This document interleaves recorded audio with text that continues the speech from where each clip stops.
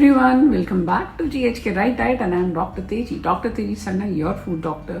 बात चल रही है चिया सीड्स और सब्जा सीड्स के बारे में और आज बताने वाली हूँ इन दोनों में फर्क क्या है।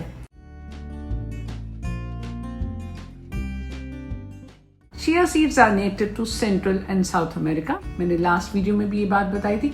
चिया सीड्स होते हैं small Oval shape, grey with black and white spots, party coloured होते हैं इन 3 शेड्स में।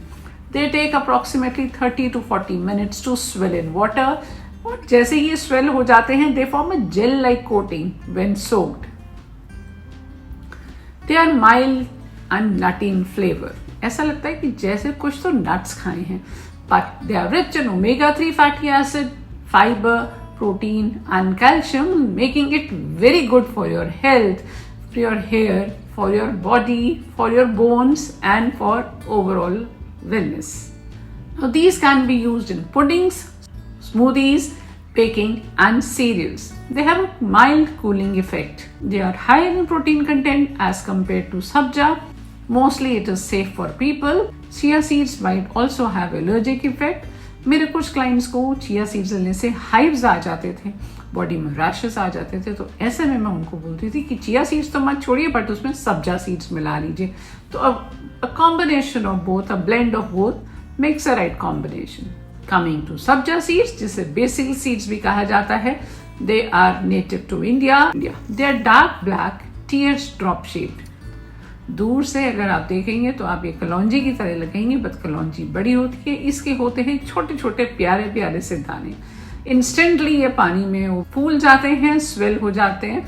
सिर्फ 5 मिनट रखने की देरी है और ये जेली लाइक कोटिंग बनाते हैं और स्लाइटली क्रंच होता है। एब्सोल्युटली टेस्टलेस होते हैं, इनमें कोई टेस्ट नहीं होता, बट ये जब इनको लेते हैं ना तो ऐसे गुलगुले फरी से होता है कि मजा आ जाता है इनको पीते समय।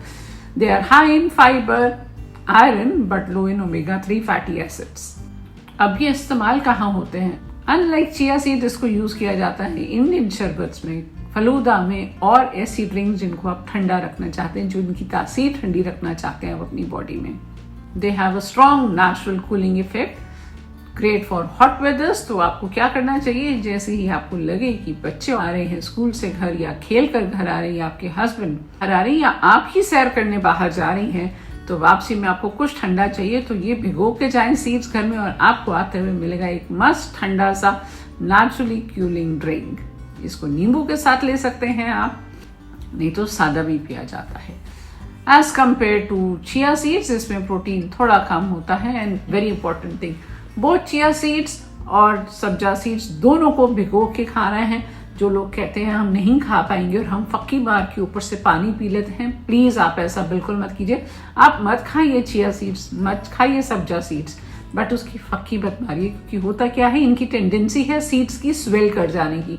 तो आप पानी से अंदर तो ले गए, बट कहीं ना कहीं अगर एक आधा चिया सीड या एक आधा सब्जा का सीड कहीं भी गले में या बंच ऑफ देम कहीं आपके गले में, ईसोफेगस में कहीं अटक गए और वहां अगर स्वेल हो गए तो चोकिंग हो सकती है। तो इस बात का बिल्कुल ध्यान रखिए।